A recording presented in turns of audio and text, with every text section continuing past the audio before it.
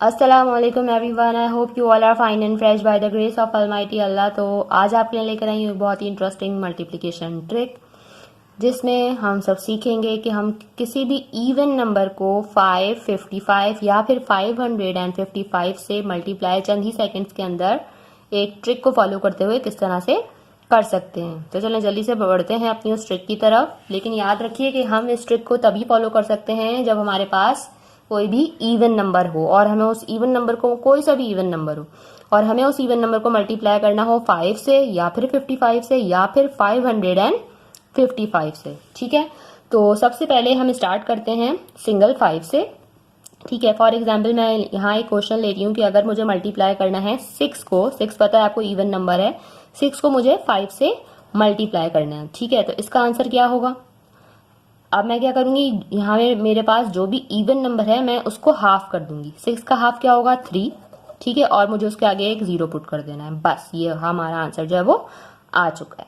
ठीक है, अच्छा अब लेते हैं हम एक और सिंगल, अब लेते हैं हम यहाँ पे एक और इवन नंबर। ठीक है, जैसे अगर मैं 12 ले लेती हूँ, 12 मल्टीप्लाई बाय 5। 12 का हाफ आपको पता है, 12 का हाफ हो गया 6, और उसके साथ हमें क्या लगा देना है 0। ठीक है, क्या मतलब है इसका कि जब भी हमारे पास कोई इवन नंबर होगा और हमें उसको 5 से मल्टीप्लाई करना होगा तो हम क्या करेंगे, उस नंबर को हाफ करेंगे और उसके आगे एक 0 पुट कर देंगे, हमारा आंसर आ जाएगा। अच्छा, यहाँ हम एक और नंबर लेते हैं जो कि इवन नंबर ही हो। यहाँ मैंने 24 लिया है। ठीक है, अब 24 को अगर मैं मल्टीप्लाई करती हूँ 5 से, ठीक है, आपको पता है मुझे इसके लिए रफ वर्क करना पड़ेगा। ये दोनों तो शायद मुझे, ये दोनों नंबर से तो मैं 5 से वैसे भी मल्टीप्लाई कर लेती हूँ, क्योंकि 5 का टेबल अमूमन सबको याद ही होता है। लेकिन 24 के लिए मुझे जाहिर सी बात है पूरा रफ वर्क करके फिर इसका आंसर फाइंड आउट करना पड़ता, लेकिन मुझे इसकी ट्रिक पता है, इसलिए मुझे ऐसा कुछ नहीं करना पड़ेगा। मुझे जो पता है 24 का हाफ है, यहाँ पे है 12। ठीक है, और मुझे उसके आगे एक 0 पुट करना है, मेरा आंसर आ चुका है। ये देखा, तीनों आंसर कितनी जल्दी से विदाउट एनी मल्टीप्लीकेशन आंसर जो है वो आ चुके हैं। अच्छा, अब हम यहाँ पे क्या करेंगे, अब हम मल्टीप्लाई करना सीखेंगे 55 से। इन नंबर्स को मैं आपको 55 से मल्टीप्लाई करना बताती हूँ। 6 था मेरे पास, तो यहाँ मैंने लिया 6 मल्टीप्लाई बाय 55। ठीक है ना।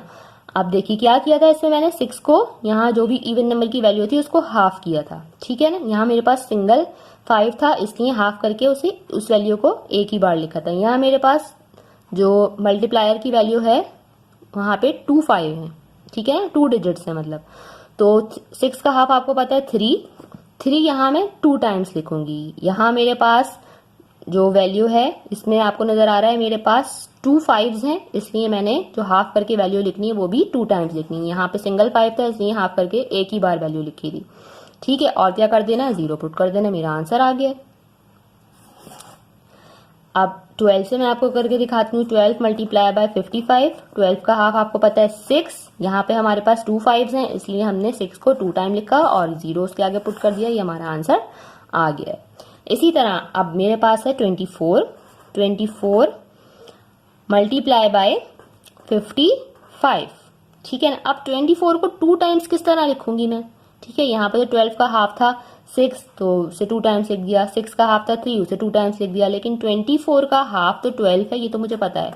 ठीक है, अब लेकिन इसको 2 टाइम्स किस तरह लिखूंगी। अब 1 2 या दोबारा से लिखूं और 0 लगा दूं, नहीं, वो मेथड नहीं है इसका। अब हमें क्या करना है, जब तक हमारे पास सिंगल डिजिट में, जब हम इस नंबर को हाफ कर रहे हैं, सिंगल डिजिट में हमारे पास आंसर आ रहा है, तो हम ये रूल फॉलो कर सकते हैं, उसको हम 2 टाइम्स लिख के 0 लगा देंगे। लेकिन जब हमारे पास 2 डिजिट में हाफ करने के बाद आंसर आ रहा है, तो फिर हम क्या करेंगे, उसी जो हमारा आंसर आया है उसको हमने 2 टाइम्स ऐड करना। और ऐड किस तरह करना है, पहले एक बार 12 लिखा और दूसरी बार 12 इस तरह इसके नीचे लिखना है और इसको ऐड कर लेना है। 2 3 1 और उसके आगे क्या लगाना है हमें, 0। आपको पता है ये हमारा आंसर जो है वो आ चुका है।